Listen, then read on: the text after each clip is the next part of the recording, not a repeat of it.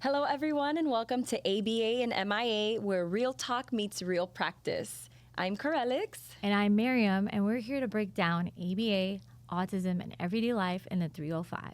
With clarity, compassion, and a little Miami spice. So grab your cafecito and Let's get into it. All right, everyone. So for today, we really wanted to focus today's talk on autism parents and guide you through the process from beginning to end so that you're more comfortable with what autism is, with what ABA is. I am going to dive into three important topics. The first being developmental red flags and DSM-5 diagnostic criteria for autism. Then we'll go into common parental concerns and expectations from ABA therapy. And then finally, I'll talk you guys through service authorization so that you can feel a little bit less overwhelmed with that process. And then I'll kind of go over what is ABA therapy and basically the importance of early intervention, why it's important, as well as talking about the intake process and the assessment portion. And then we will go into what type of therapy materials you would need to prepare yourself and what ABA will look like the first 2 months or 3 months. And then our last discussion will be our client outcomes and the positive experience that they have overcome in the past years. Okay, awesome. So I think let's go ahead and get into it. I think you guys really want to hear about like developmental red flags. I think that's a really great place to start. Usually, children who have developmental delays will come to us because parents are concerned with things such as not making eye contact or avoiding eye contact, not responding to name. So usually children who need our services, I get the complaint a lot that parents say, I think my child might be deaf or hard of hearing. I call the name numerous times, but they get so hyper-focused with what they're doing that they don't turn to orient to the speaker or to the parent. So that's a really common red flag. If you have a child who, who's not looking at you or making eye contact with you when you call their name, that's definitely something you want to pay close attention to. Another really common one is no pointing. So typically, as children develop, they learn to communicate using nonverbal cues. So the eye contact is one thing, is one way that a child can show you what they want. So before they can say water, they can look at the cup of water and then look back at the caregiver to communicate, I want water. And in the same way, the eye contact is usually lacking the point, right? So they may not know what that thing is called because they haven't learned yet, but they can point with their finger. And usually children who have developmental delays will have trouble with that. So that's another common red flag. There's sometimes echolalia in children who have developmental delays. Echolalia is when a child simply repeats back to you what you are saying to them or what you are asking of them rather than answer your question. So, for example, you might say, "What's your name?" And they'll repeat back to you, "What's your name?" Instead of answering Johnny or Karen or whatever their name may be. So again, that's called echolalia. That's definitely a red flag for wanting, your child further tested. Then there are other things like stereotypy. So stereotypy is when a child engages in repetitive non-functional behavior. In children with developmental delays, it usually looks something like hand flapping, body rocking. It could be side to side or it can be back and forth. There's toe walking, which seems to be very common, just walking on tippy toes. But otherwise, having really intense specific interests as well. So instead of playing with toys normally, they might be obsessed with lining up the toys, and they may become really upset or agitated if you move their car out of the line. Covering ears. A lot of kiddos who have developmental delays are either hyposensitive or hypersensitive to sensory stimulation.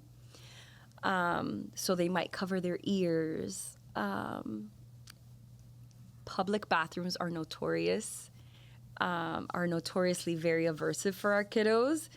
Public bathrooms, when you flush, can be really, really loud.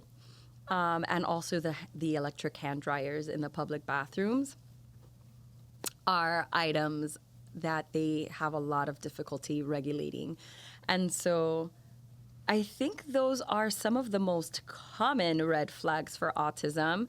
Now, if we wanted to talk about the actual diagnosis, right, like the actual DSM-5 diagnostic criteria for autism, it's mainly two things. So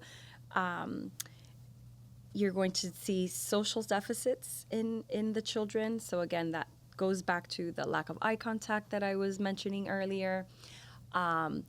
The inability or the difficulty with back and forth social reciprocity. So like I say something while you listen and then we switch. I listen and then you say something and back and forth. And for very young kiddos, it can just be like imitation, or, you know, it could just be like a clapping game or anything like that where you see that they lack eye contact and the back and forth. And then the other thing is the non-functional stereotyped behavior. So if you feel like your child meets the criteria for any of these, or if you see that your child has any of these red flags, we definitely urge you to seek further, testing. Usually you want to let your pediatrician know to begin with, and then they'll refer you to the right place from there.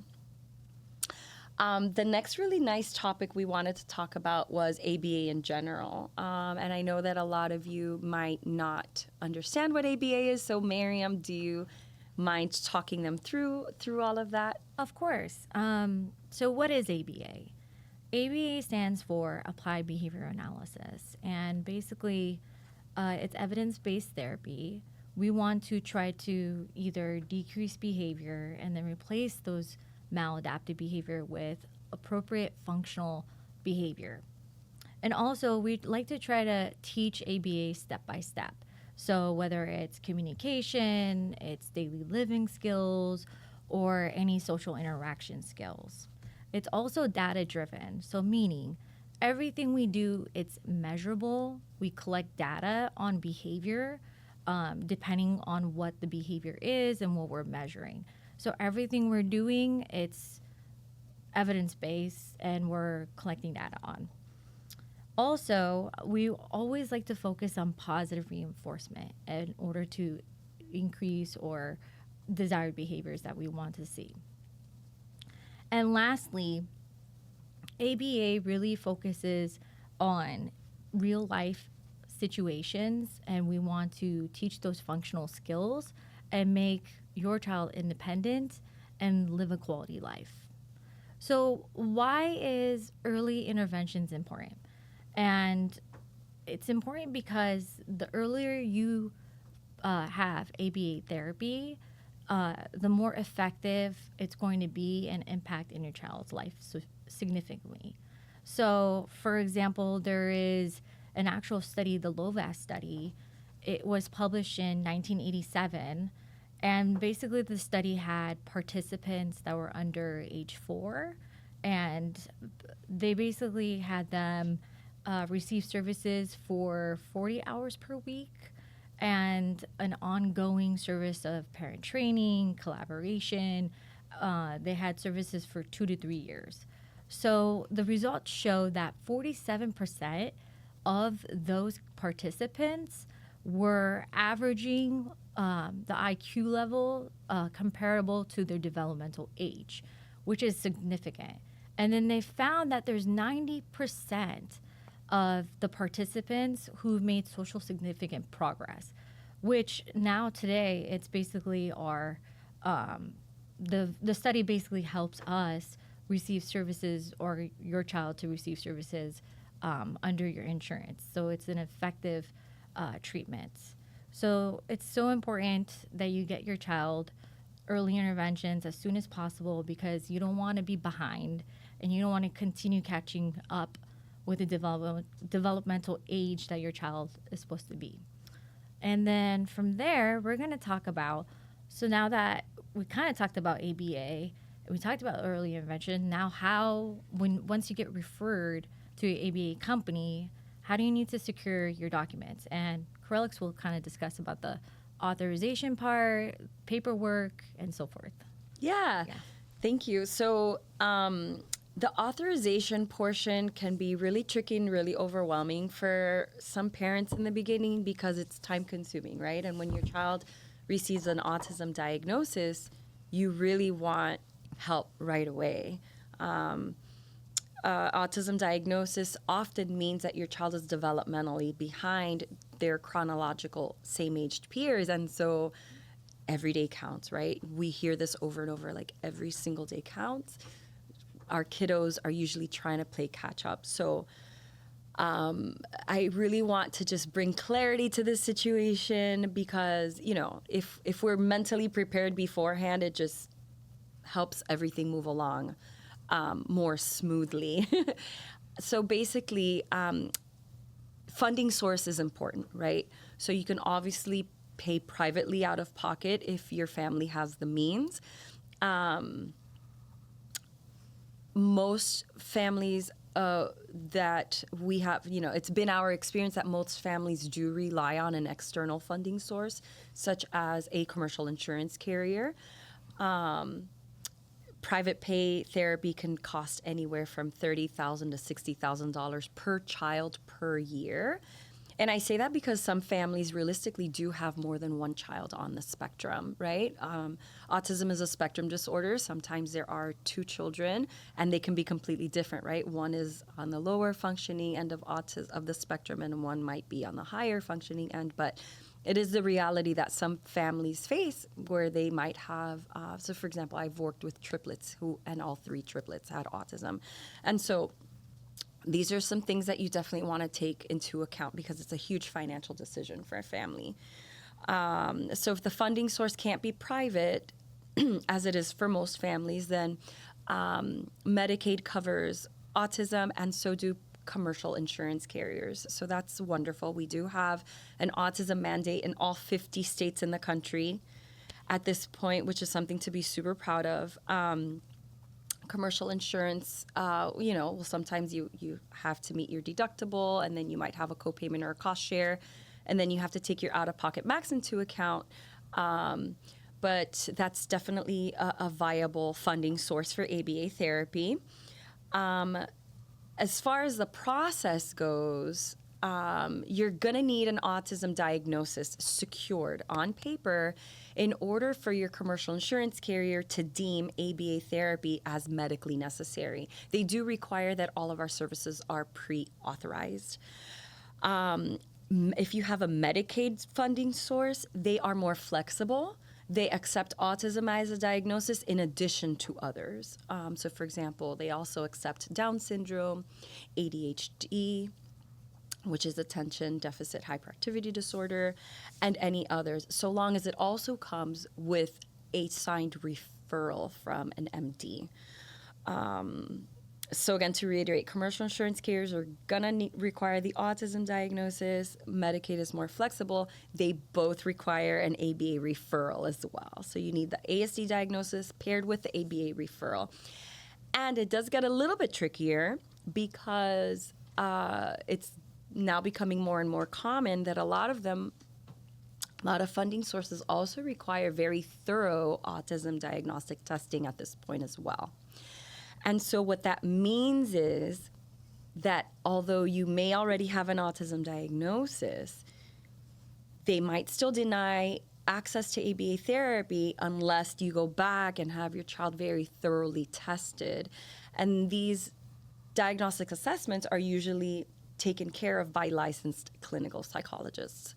So the takeaway, I think my suggestion is to always try to secure your appointments with across all of these specialists, all of these practitioners at once, because the unfortunate reality is that neurologists can have wait lists that are 6, 7, 8, 9, 10 months long. And obviously, you've already waited so long, right? Your little one might already be 2 years old and not talking. So they're already like 12 months behind developmentally. If you have to wait another 12 months just to get the diagnosis, to even get him the right therapy that he needs to succeed, that's obviously not ideal. So put in your request to get your diagnosis with your neurologist as soon as possible. The licensed clinical psychologist, which is going to provide you with the very thorough autism diagnostic testing, can usually see you much sooner. So that's the good news. And so if you get the diagnosis and the referral and the diagnostic testing from a licensed clinical psychologist, you knock out all three much quicker than if you go the neurologist route a lot of the time. That's not to say to skip the neurologist. Neurologist is very important, especially because some kiddos on the spectrum end up down the line with, some more serious symptoms like seizure disorders.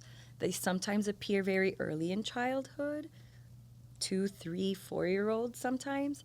Sometimes it escapes that developmental trajectory, but does end up showing up in the teenage years when puberty kicks in and the hormones change and all of that. So you definitely want a neurologist always in your back pocket.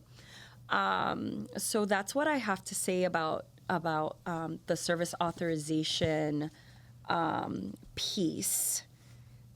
Also, I guess I didn't want to forget to say how important it is for autism families to always register with CARD. CARD is the Center for Autism and Related Disabilities.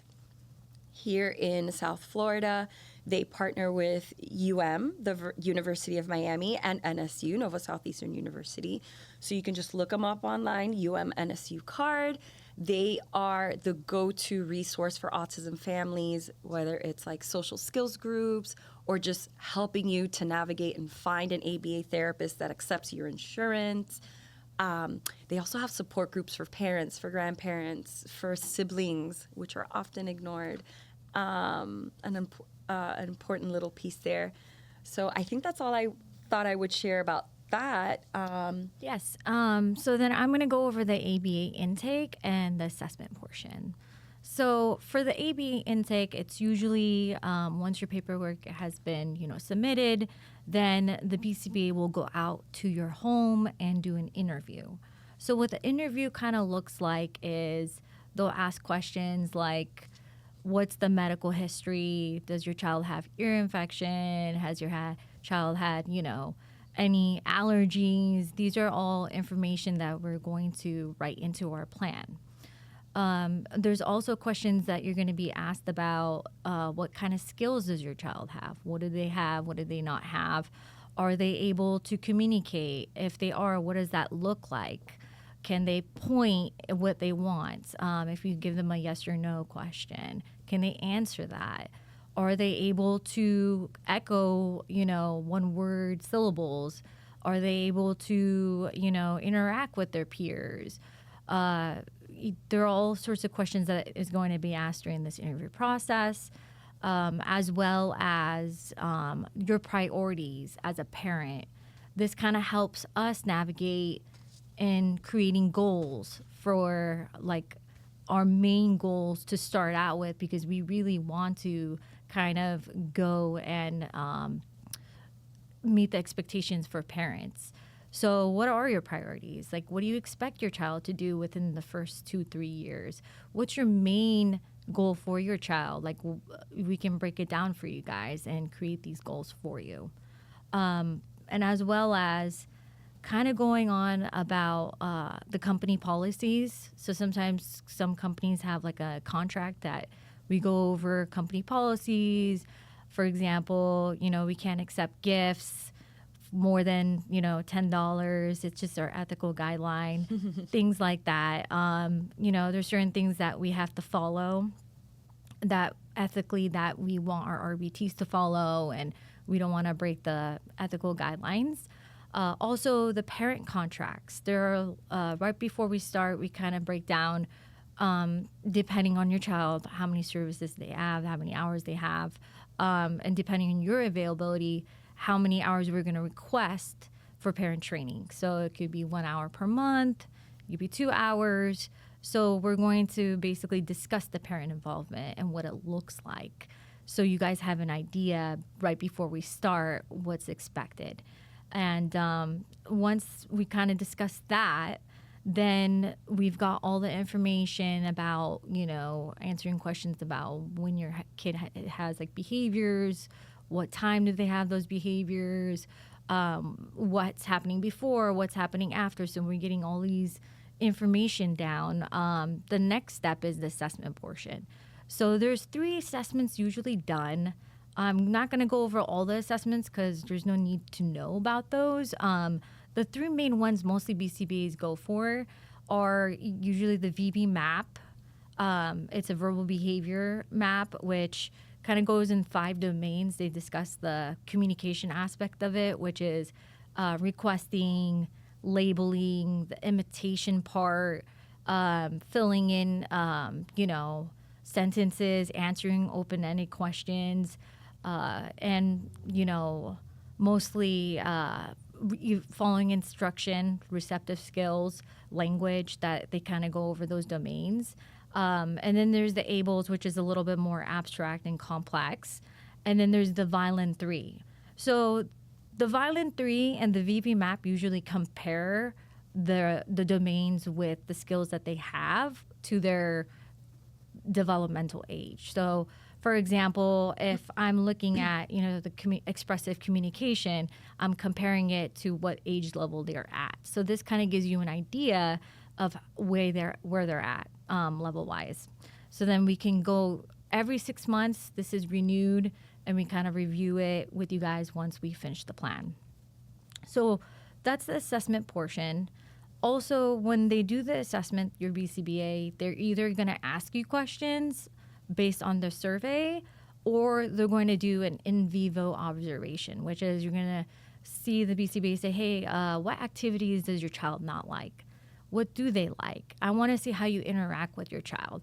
So be prepared once you get asked, have some type of setup like, okay, I know my child doesn't like brushing teeth. So we're going to work on that, and they can see how, what's going on there. Are they having behaviors? And so that way the BCBA can know like how you're handling that behavior, what's happening before, what's happening after. So this is all important. And then also sometimes the BCBA will probably test it out, some of the goals or some of the questions that they're looking at for the assessment portion. So that's basically pretty much about the assessment portion and the intake. So we're going to dive into what Krillix's next topic is. Yeah, so what I wanted to touch upon next were some common parental concerns. They're very similar to what I discussed in the beginning. So, for example, a parent's saying, my child doesn't react in the way that I expect them to when I'm trying to get their attention. And it might be interesting to note here that sometimes there are medical situations or medical ailments that need to be ruled out before. So, for example, ear infections tend to be very common in our kiddos. And ear infections notoriously lead to speech and language delays because if a child cannot properly hear the words that are being spoken to them, they're going to have trouble imitating vocal speech. And so sometimes you just have to take the child to the pediatrician. They'll say, hey, there's an ear infection here that doesn't resolve. Often our kiddos have very frequent recurring ear infections. Some commonly have ear tubes put in. And then just like that, miraculously, the child starts talking soon thereafter. And so don't always assume, right, that it's behavioral. Sometimes it has a medical cause with a medical solution. You made a great point, because I know I have like another client where they had tonsils. Yep. Big tonsils. They needed to remove those. And once they removed the tonsils out, because they were like adult-sized tonsils, now they're able to be comfortable with the vocal cords and like talking, they're able to talk after that. You see like high results and they're starting to talk, echoing, getting comfortable, and it's not so much difficult for them anymore. So, Perfect. That's another yeah. perfect example. Thank you for bringing that up. Another common parental concern we get is picky eating. A lot of our kiddos, I guess I mentioned earlier, are either hypo or hypersensitive to sounds, right? Autism is a neurological disorder. It affects the way in which the brain perceives sensory information. So what they hear, what they see, what they smell, and what they touch feels different to them, feels uncomfortable, feels aversive, something that to us is very normal. So, for example, a lot of our kiddos, as a result of this hyper or hyposensitivity, will be really picky eaters. That's a super common complaint we get from parents. They only eat French fries or chicken nuggets, and it has to be this brand, or it has to be from McDonald's, or right, and or it has to be this color cereal. Parents try all kinds of things to get their child to expand their palates. Like they'll put the regular generic brand into the fancy cereal box, and they're like, nope, didn't work. He knew right away, spit it out. So that's something that we commonly hear from our parents. My child is not following instructions. I tell him to go get his shoes. He doesn't seem to understand what I'm saying. They have to physically assist the child to complete even very simple one-step instructions. And so what can you expect from ABA when your child is 2, 3, 4 years old and has very little skills currently in their repertoire? What you can expect, honestly, it's been our experience that very quickly after ABA, I mean, we're the number one evidence-based treatment for a reason, right? Scientific, there's so much data to back the beautiful science of ABA done correctly, right? Very quickly, usually see incredible changes in kiddos. Some kids that are completely nonverbal, it's not uncommon for them to start talking within just 2 weeks. Again, there's a high variability because autism, after all, is a spectrum disorder, right? And the reality is that some children on the spectrum will never be able to talk. It's estimated that about 30% of individuals with autism are nonverbal or nonvocal. I guess it's better to say non-vocal because those children that can't talk can still learn to communicate in other ways, like with the use of sign language or with the use of alternative augmentative communication devices, which we call AAC devices for short. And so you'll definitely quickly see communication abilities, right? Depending on what the child is capable of, you'll definitely see communication ramp up really, really quickly soon. Things like playing appropriately with toys instead of lining them up. You'll start seeing them pushing the cars around or imitating how to play musical instruments or whatever toys that they might favor. It's always really important to focus on things that the child really, really likes. Toilet training is something that we very commonly help with. We really want to get your child out of diapers as soon as possible. And the good news is that even low functioning children, nonverbal and non-vocal children can potty train with a lot of success. Some take 2 days, some take 2 years, but at the end of the day, they can all potty train, and we've had a lot of success with that. I know that tends to be really important for parents because some schools will tell you we don't allow children if they're not potty trained, or some daycares even say that. So that's definitely one way we can support you and your child. Daily living skills. And one thing that I think is really meaningful to parents and to families is that we help to reduce problem behavior.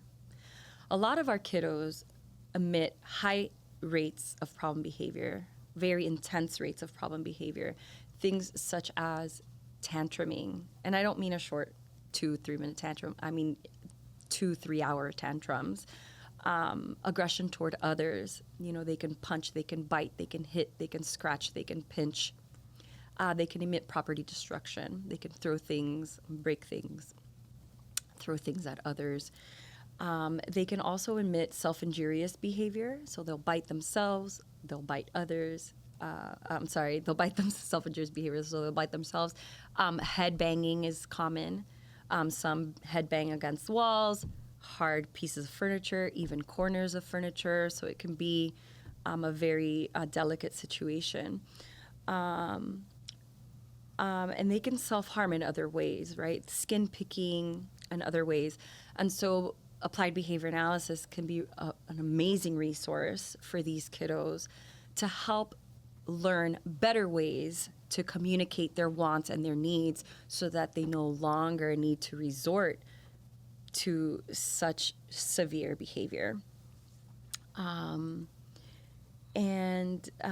think that pretty much does it. I think now, did you have one more topic? Yeah. Okay. Mary has one right. more topic. So now that we've kind of gone over the intake process and now we're waiting for the approval of ABA services, we're going to discuss about like what do we do while we're waiting for the services to be submitted and approved. So it takes around like 2 to 3 weeks. So it just depends on the insurance carrier.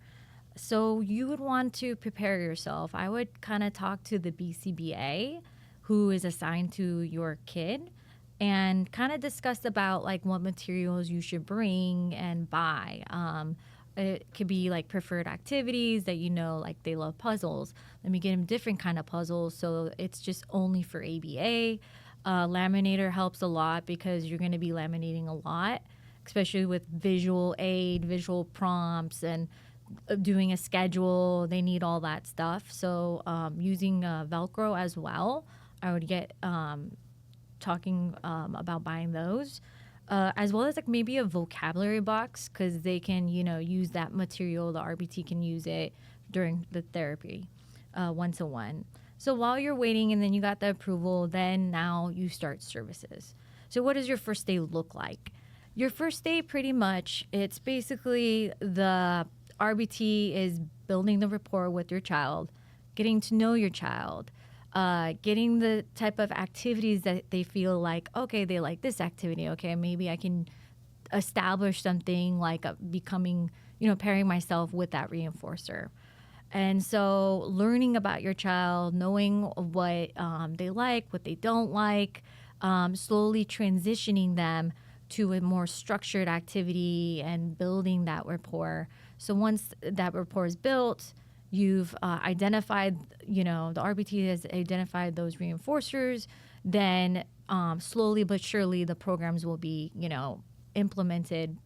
Those programs are basically what the BCBA wrote on that behavior intervention plan. There's a lot of play in the beginning. Yes. Sometimes parents are like, is any therapy actually happening? And we know how to sneak it in there. There's a lot of play in the beginning to build that rapport. So that's important to know as well. So going back to that, it's called NET, Natural Environmental Teachings. So basically, AB can look at like multiple things. It could be either at the table or it can look at like what Krolix mentioned, play. So if you do see them play, they're doing more than playing. So they're working on requesting. Let's look at bubbles, right? The RBT is playing with your kid and she's blowing bubbles and she's waiting for it and he's just saying "buh," and then that's just the first sign of him requesting for bubbles. Then eventually they'll advance, more to like, I want bubbles. So not just even requesting, it could just be working on one-step instruction. It could be singing songs, filling it in. There's different ways of, incorporating play while we're doing the programs and running those programs. Then you get like a different ABA where you're sitting at the table. So the RBT can, kind of lay out, hey, what are we going to work for first? Okay, you're going to work for Play-Doh. Okay, let's first do work and then we're going to earn Play-Doh. And so the programs, whatever that has been, written in the plan, that RBT will run, and then at the end they earn what their reinforcer. So reinforcer and all the other terminologies will be discussed in our next episodes.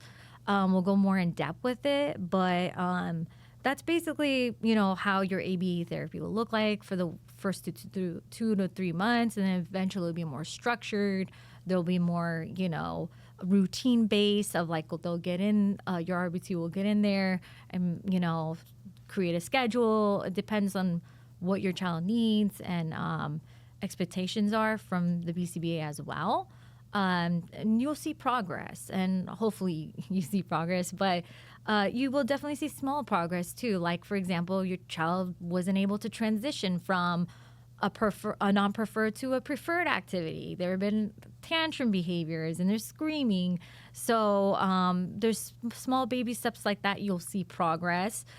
Behaviors going down, like tantrum behaviors are going down because that's all they know, and they learn to like, hey, I'm gonna cry because I get it and I want that.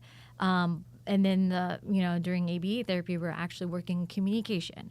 So when you increase that communication and that skill, then there's no need to cry because now I know how to talk versus I don't need to throw a tantrum behavior anymore.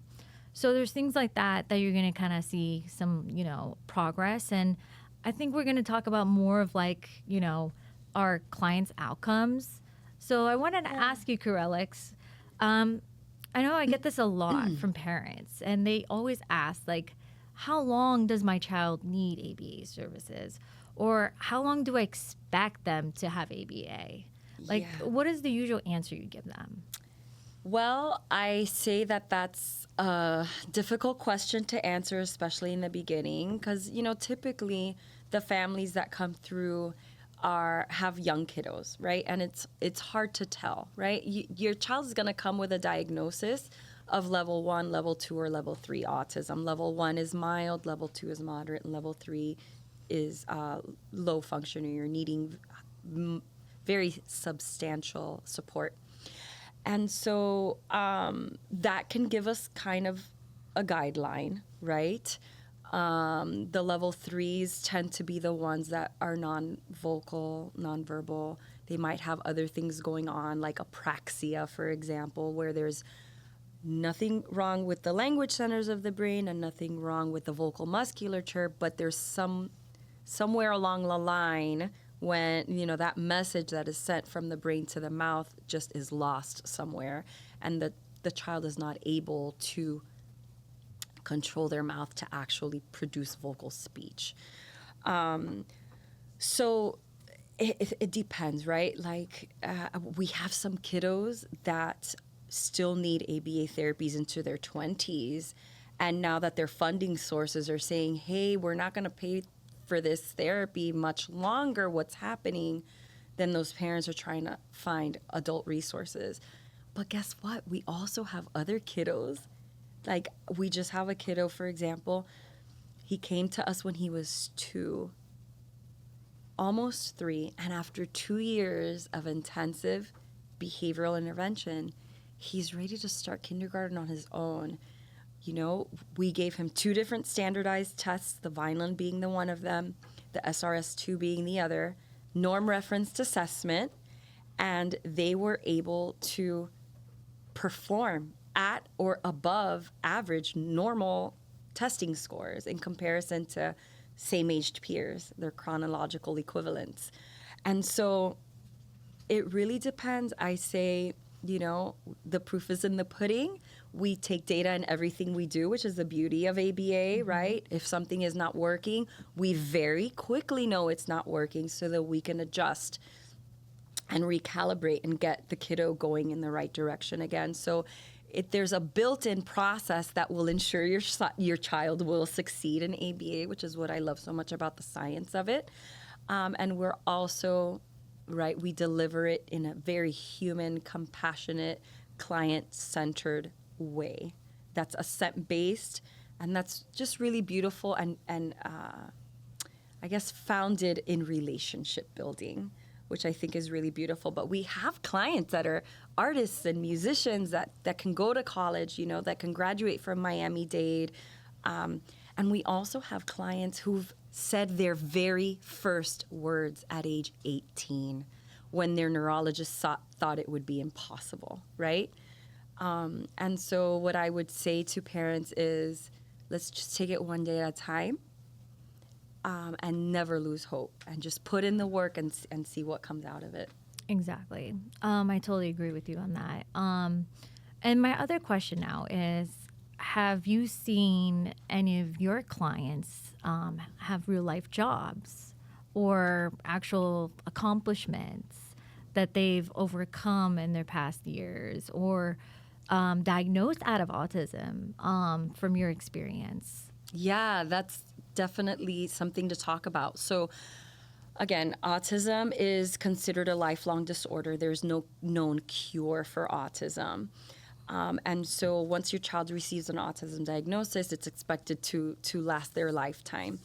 And what happens is a lot of children can need heavy support, lighter support, no support at all, and then maybe years down the line need some support again.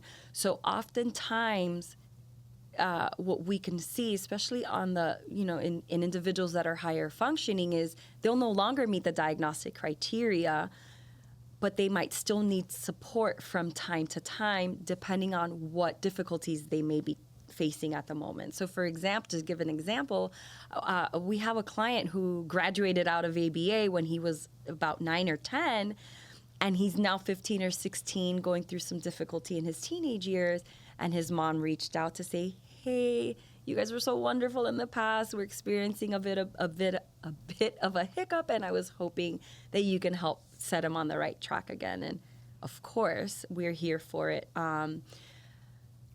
Personally, I haven't been in the field long enough to have a client who has a job yet.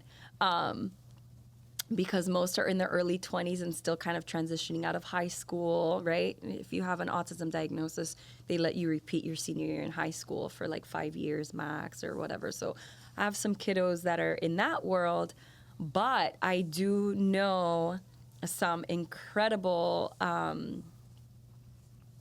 adults on the spectrum. Same here, who yeah. are office managers, who are lawyers. Speech therapists, actually. Yep. Other behavior analysts. A lot of behavior analysts have come out like, hey, I'm on the spectrum and I'm a BCBA. Comedians. A lot of them are in tech too, and they've like just find out that they are diagnosed with autism. So it's like a new thing for them. And artists, musicians, dancers, performers. I mean, autism. It comes in many forms. So, yeah. I think from my personal experience, like I got, emailed some, pictures and stuff, like parents will contact me. And recently, one of my clients in the past, she's a cheerleader and she's on top of the, triangle. And it's crazy to me to think like I started with her at 2 years old and we've diagnosed her out of autism at 7, I believe.